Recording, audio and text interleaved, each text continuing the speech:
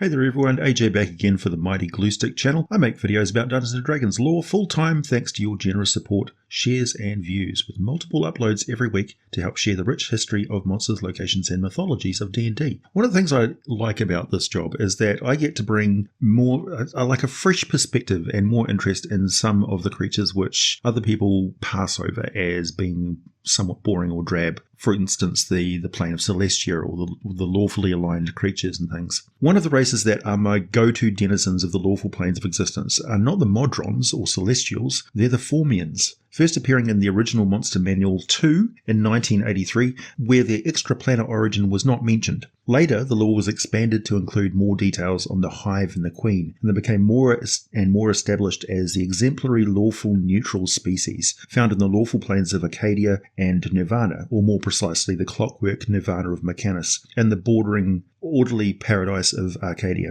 By the time the second edition Fiend Folio was published in 2003, the species had become quite detailed, including the casts of Worker, Warrior, Winged Warrior, Armadon, Observer, Taskmaster, Mere March, and Queen, and the Worker was even available as a summonable familiar. To inhabitants of the prime material plane, Formians look very much like giant ants that walk around on all fours and hold their more humanoid-looking torso upright like a praying mantis. This is also why they're also known as the centaur ants, using their third pair of limbs exactly as human arms, or as we use our arms. So as a result, they have adapted and become very humanoid in general shape. Though the digits on the end of them are still far more insectile, they're as capable of fine manipulation as human hands are. Formians are various lustrous shades of brown, sometimes almost a rich red-brown colour. They vary in size, and it is one of the easiest means to identify what rank and caste they belong to, having been born into the role they will perform for the rest of their lives. Workers are about 3 feet long, 2.5 feet tall, and weigh only about 60 pounds. That's only 27 kilograms. But they are, like ants, very strong and almost tireless. The workers are relatively simple-minded, and while they can understand instructions, they're unaccustomed to thinking for themselves or even really considering themselves as an individual. They are just constantly thinking of what the next task is, completely focused on what they're doing. While they never develop the ability to talk, they are telepathic, while within 50 miles of their powerfully telepathic queen. And the more Formians that there are working together as a group, the more intelligent the group becomes, because they have more individuals devoted to processing each individual task. To give you an example of the Formian thought process and how a totally lawful creature behaves, we can imagine the Formian worker encountering something new to its environment. In this case, it's an alien being from the prime material universe who is attempting to peacefully enter the Formian hive, a massive and intricate structure of sculpted chambers, passages, farms, and delicate but very strong bridges, all constructed by the Formian workers personally. To the worker,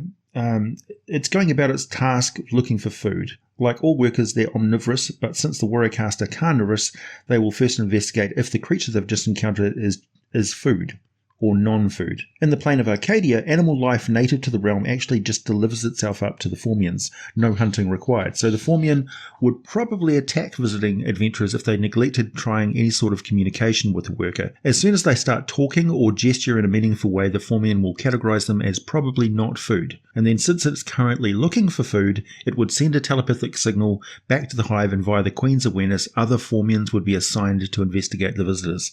The few Formians would very quickly show up and be very focused on the visitors, while the original worker would wander off, still looking for food, and immediately forget about the visitors entirely, because it wasn't assigned to deal with visitors. It's an anomaly, so it just sends the signal back, I've encountered something that's not food, and there you go. That's very similar to how interactions with Modrons happen, particularly the very basic ones who can only do one or two things at a time. Formians in the group will divide up tasks, so one will assess if the visitor poses a threat to the hive, one will assess the visitor for potential resources usable by the hive, the other will examine their tracks and exactly what direction they came from, and so on.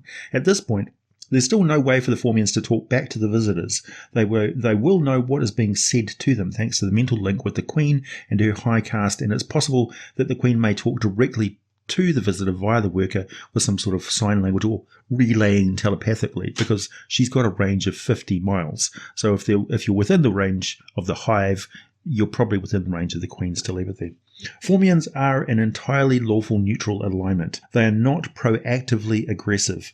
They are reactively aggressive. So it's not like they are just it's a lot like they're very complex robots who are efficient, fairly adaptable, individually selfless, and reactively formidable. It's when you attack a Formian and therefore you attack the hive that their nature changes almost instantly. Attacking a Formian is not the only way that this shift in behavior can happen, though, because they are reacting in defense of the hive and defense of the queen. Anything that threatens the survival of either will trigger aggression. So this can include potential starvation, something that causes weather conditions to become very unfavorable, forest fires, floods, the mere presence of an abyssal creature or object, the presence of anything that the Formians estimate that they could not defend against if it got too close to the hive or the queen, such as a large amount of alchemical explosives, barrels of poison, particularly dangerous creatures, including player characters who clearly have extremely powerful and dangerous magical abilities or objects on their person.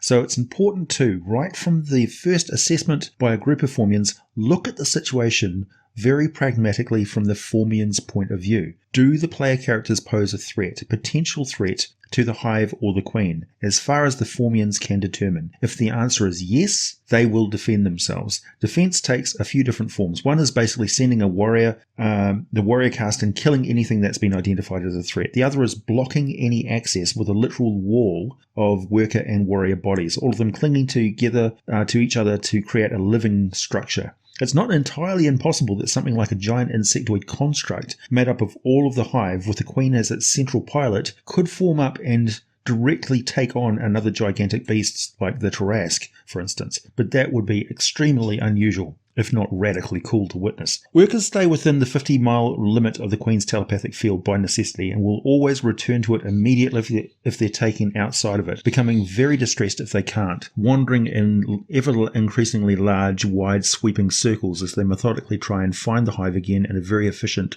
and predictable search pattern. 8 workers together can heal a creature's wounds as though using the Cure Serious Wounds spell, and 3 working together can cast the Mending spell on an object over the course of 1 round. They have a stinger, like all of the Formians, but most of them will use a carried weapon in the event that they're called on to fight. But they're not usually called on to fight unless the warriors are expended. On the subject of fighting, the problem with Formian interactions with other creatures and their relentless drive to expand the hive and constant generation of new queens and new hives, the second kind of assessment any non-Formian creature will be subject to is this creature of any use to the hive as a resource? So then the answer is invariably yes. In their home planes of Mechanus and Arcadia, they have plenty of resources and a boundless, infinite landscape to expand across. They have less of a pressing need for workers and protein to feed their warriors. But on the other planes, particularly the resource-limited material plane, they are constantly reacting to the threat of starvation and the tendency to lose individual workers before they can effectively react to a threat in the environment. So they need more workers who are better suited to defend themselves.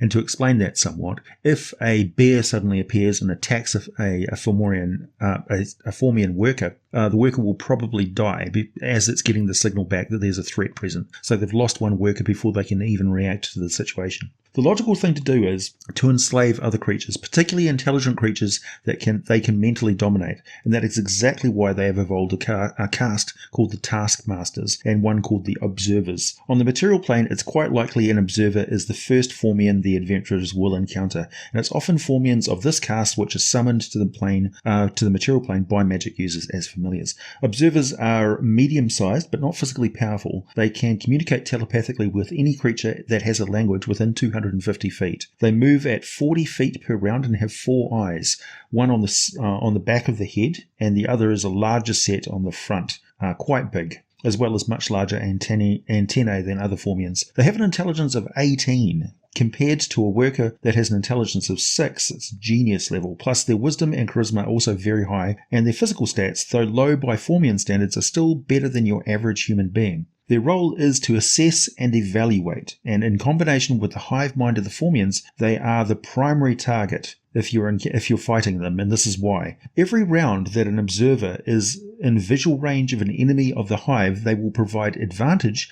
to all the other Formians who are attacking or defending against these enemies. In earlier editions, this was a cumulative +1 to attack every round with no upper limit. As long as they're observing, they would relay information on how to best defeat the foe based on their observations and evaluation. So, pretty formidable. Observers will therefore always seek to stay out of direct harm's way and direct the other Formians on how best to dismantle their opponents. They are equipped with a sting attack, as are all the Formians, doing a point of damage and injecting poison that does 2d4 damage for the first and second round, unless the victim passes a Constitution saving throw. I'm not going to assign one here because you may want to give them a specific range of challenge ratings, so saving throw difficulty class will vary accordingly. Plus, they are immune to poison, petrification, and cold, as are all Formians. And likewise resistance to lightning, fire, and thunder damage. Observers can also cast spells at will. They can cast Charm Monster, Detect Thoughts, and See Invisible 3 times per day, and can cast Clairvoyance, and once per day they can cast True Seeing. Taskmasters are designed to dominate. They are much larger than the workers and the observer, about the size of a pony, a small pony, which is the same for the warrior caste as well. They're physically imposing creatures, not as imposing as the Armadon though, but we shall get to them in a minute. Taskmasters are a bit of a problem for me, as on the one hand they dominate other intelligent creatures only if they have to. They would prefer to conscript them willingly into service instead for the hive, but on the other hand, not only are they equipped with powerful ability to magically dominate up to 4 creatures of any type up to a large size category, they also derive all of their sustenance from the mental energies of the creatures they're dominating. This seems a bit weird to me. It's like saying that you love to eat cake, but you would rather that you just had lots of cakes you can't eat. Also, Taskmasters are always encountered with some magically dominated challenge rating 4 or lower creature with them, or as I call it, the packed lunch. So they would rather not have to dominate all creatures that work for the hive, but they see nothing wrong with dominating and feeding on the mental energy of other creatures to survive. Everything in moderation, I guess. Or perhaps it's just more energy efficient. Not having to dominate all the time means they're less hungry and less slaves will be drained of mental energy, which makes for a more efficient workforce. Okay, that makes a lot more sense now that I think about it. Moving on. Warriors come in 3 varieties. The standard warrior is the size of a pony, distinguishable from the Taskmaster in that it has a huge mandibles and a burly body and neck to support that terrific jaw. Warriors exist only to fight. They don't usually gather their own food, but they are fed meat and other protein by the workers, who turn to their every need until the warriors are called into action. They will never retreat, never surrender, and fight to the death without hesitation. The only communication they engage in is tactics and battle plans among themselves and their assigned commanders. Generally, they employ solid infantry melee tactics, force opponents into having to fight a mass of them on their own, grab and immobilize the enemy, and let other warriors sting them to death at the same time dismantling their still living body. Particularly if they're a good source of protein, warriors will also block access to the hive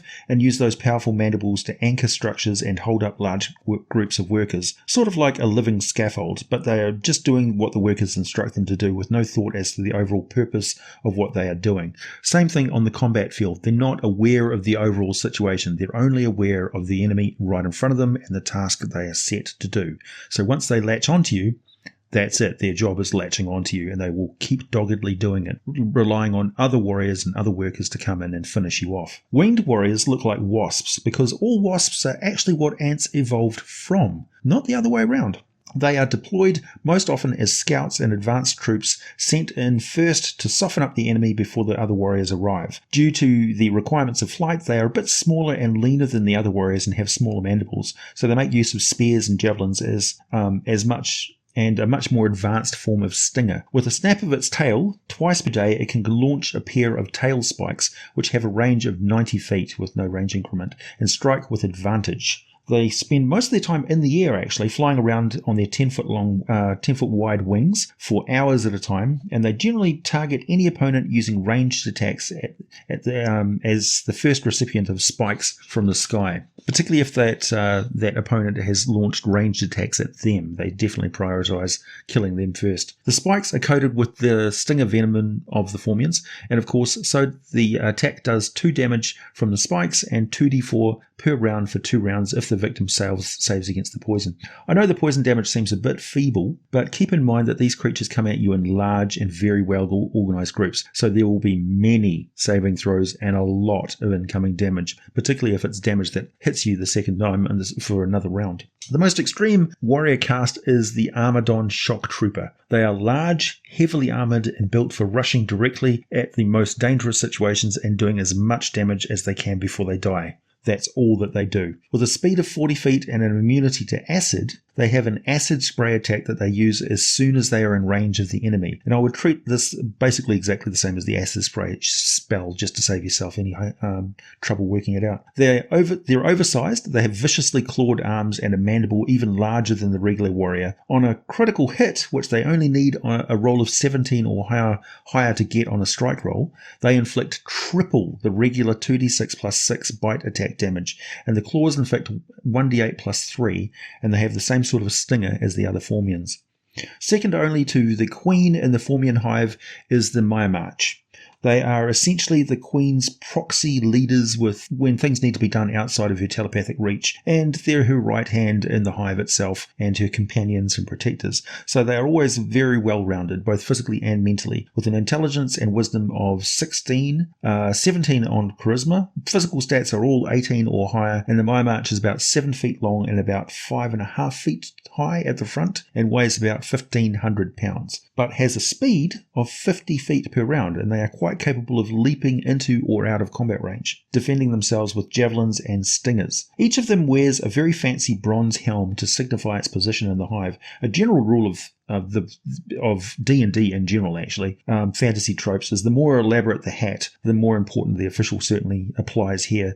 So it's definitely the case, and you can get kind of comedic with how fanciful their hats can become, particularly in a very large hive. They don't usually get anywhere near combat, though, unless defending the Queen and all of the other expendable Formian workers and warriors have been killed off. They have magical powers, the same as the Taskmasters, plus they can cast command, teleport, plane shift, and a variety of abjuration and protection magic spells and circle rituals. They are the hands of the Queen, and each of them feels a very strong dislike of any sort of chaos, particularly creatures that thrive in and spread chaos. Even humans are a little bit uncomfortable around them. Oh, they're a little bit uncomfortable with humans because humans can be chaotic. They actually hate chaotic creatures and will go out of their way to destroy them, as long as doing so does not endanger the hive or the Queen. Unlike most lesser Formians, the Mechanus can engage in long conversations. It really does have a keen and analytical mind, able to consider a full range of subjects. Of course, they are driven by a powerful instinctual motive to always seek to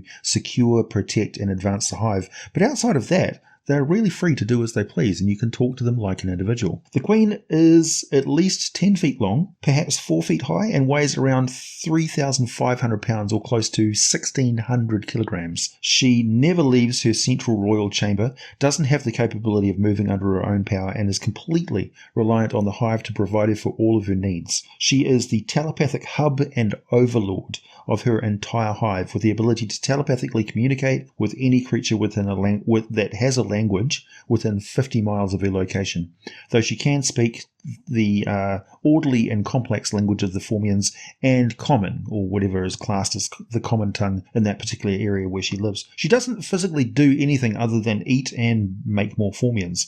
If she must be moved, a team of workers, Mechanus, and slaves will haul her to where she needs to go, but anyone that assumes that the Queen is defenseless is in for a very nasty shock, because every Formian Queen is also a high-level sorcerer, equivalent to a sorcerer class of at least level 10, 10th to 17th level, and corresponding arsenal of spell magic and metamagic prowess. Other than these spell abilities, she can also cast Calm Emotions and Charm Monster and Clairvoyance and Detect Thoughts at will. And I suggest you get a little creative and make every Queen encountered just a little bit different, a little quirky, and vary exactly what they do and what their motivations are and what their personality is like. They have an intelligence and wisdom of 20. a charisma of 21, so they are genius level and both capable of charming or terrifying those in their presence or those they have sudden unexpected mind-to-mind communication with. There's a species of Formian that are now native to Toril, found in Far Pickett in the valley of Ixtal in Mazdaca. They are called the Bakar, and they look a bit different to Formians, being a bit more regular in size, so the workers and warriors both being about 10 feet long. They are also a dark blue on the underside, but black on top, and they also commonly fight using shields, so they're quite distinctive. I really love Formians. I think they've always been one of my favourite lawful creatures because it's fun to counter all the clever schemes and ploys of the player characters with a species that is just completely focused on entirely practical and logical matters of concern to themselves and their survival, and that's it. There is a reason why Formians are a very, very successful form of life, because they are also very well organized, literally very dominant, and they're basically a biological machine. They are so successful that they actually caused a massive shift between the balance of the planes when their overpopulation of the third layer of Arcadia actually caused it to become lawful neutral rather than lawful good, and it got caught up in the gears of Mechanus, becoming part of that plane instead. So a massive cosmological change. But much more about the plane of Arcadia in my next video, where we shall go on another deep exploration of one of the outer planes. Just a reminder, activate the thumbs up icon below this video, ensure notifications from this channel are enabled, and if not subscribed, this should be done before notifications are available. Additional resources can be obtained by providing a nominal donation to the channel Patreon page, or purchase an affiliated product in the links below in the description text, which may be expanded and explored below. On behalf of the Hive, I thank you for watching this video, though gratitude is not mandatory in our eternal pursuit of advancing the Hive and universal order. Long live the Hive, long live the Queen. As always, thanks for listening everyone. I'll be back with more for you very soon.